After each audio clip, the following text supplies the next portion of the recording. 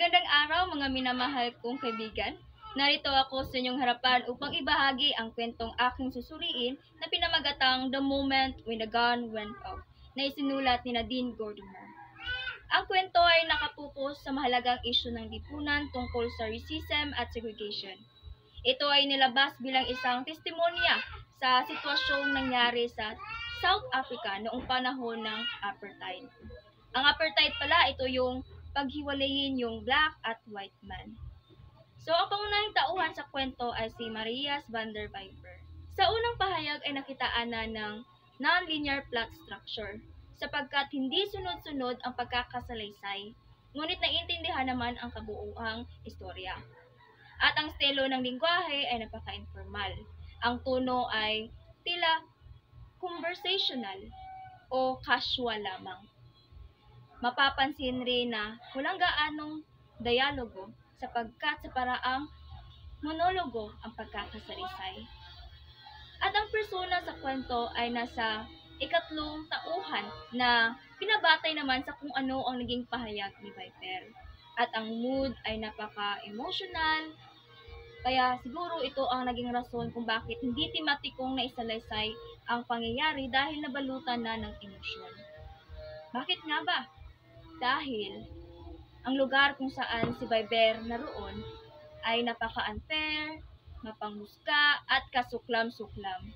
Gusto niyang ilantad ang katotohanang nangyayari, ngunit ni isa ay walang gustong alamin.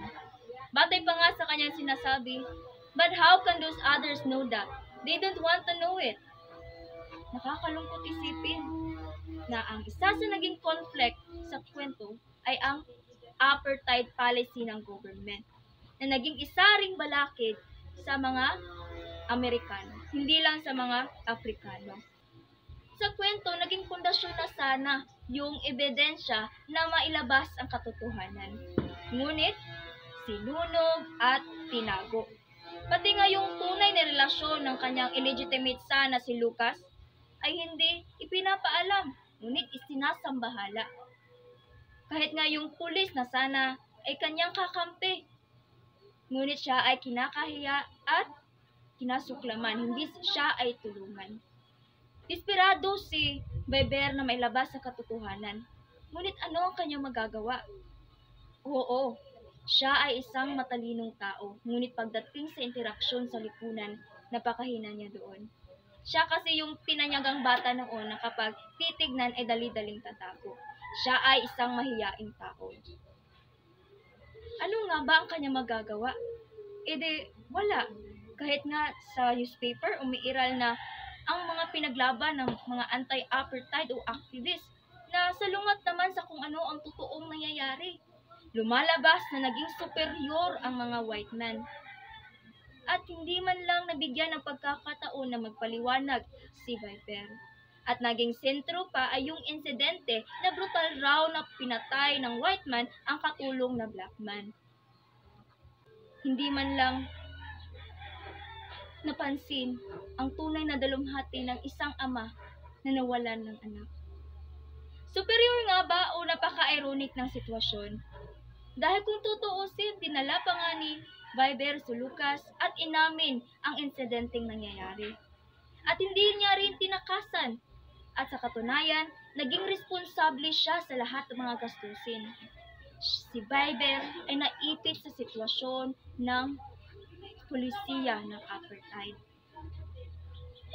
At ang dalawang reaksyon ng babae sa kwento, yung tunay na ina ni Lucas at yung asawa ni Vyver ay magkaiba, ngunit magkatulad ang kalungkutan na kanilang nadarama.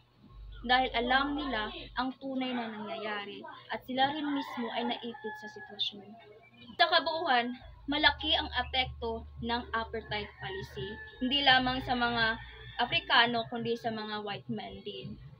Nais ni Gordimer na maimulat ang mga bababasa sa katotohanan sa pamamagitan ng kanyang kritisismo na pagsusulat, na malaki ang epekto ng segregation sa mentalidad at sosyalidad ng isang tao.